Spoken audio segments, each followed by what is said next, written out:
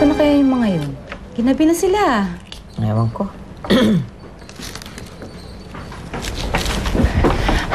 Lola, binilhan ko po kayo ng mga prutas at saka bumili din po ako ng gamot ninyo. Ay. Ito yung gamot. Saan ka nagpunta? Hindi ka nahiya? Ang daming gawain dito?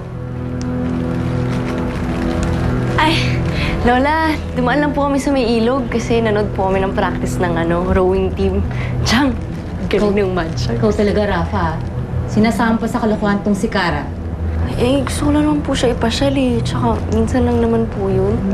Wala kang karapatang mamasyal, ha? Maraming ang gawain dito. At hindi ko kaya. Masama ang pakiramdam ko.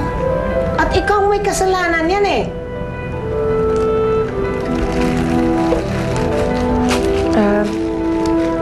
Alimetring ako na ho bahala dyan. Sige ho. Oo, ako na. Ako na.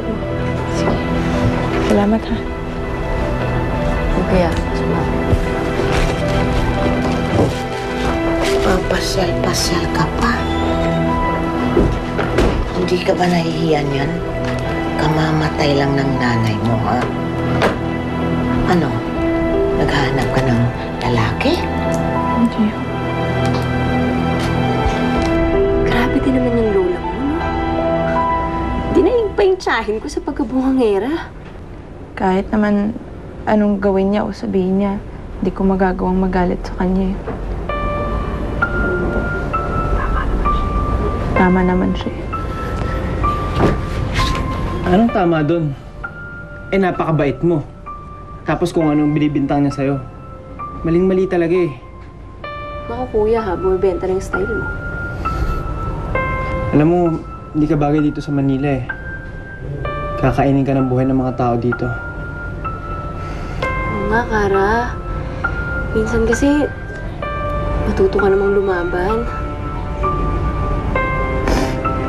Sabi kasi sa akin ni Inay dati, huwag daw akong lumaban. Imbes na lumaban, iwasan na lang yung mga taong may ayaw sa akin. Hindi ko naman sila mapipilit na magustuhan ako eh. Si Lola naman, kahit anong gawin ko, wala. Sa ngayon, ang pwede ko lang gawin alagaan siya. Yung mga taong may ayaw sa akin, hindi ko na lang muna papansinin. Yun muna yung gagawin ko ngayon.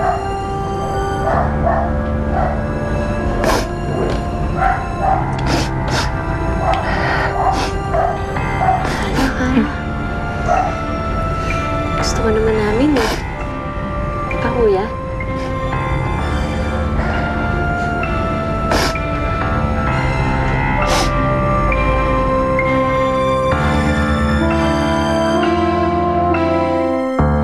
Angela, kamusta pakiramdam mo?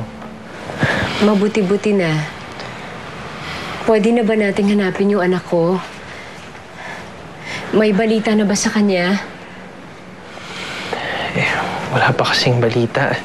Yung... Sir? Oh, nandito ka na pala. Anong balita? Sir, kasi... Ano yun? Buhay bang anak ko? Sabihin mo sa akin, parang awa mo na. Ma'am, nasabi po kasi nila, napatay na yung halimaw sa gubat. What did you say? Halimaw? Opo. Napatay yung babaeng nagiging palaka doon po sa may gubat.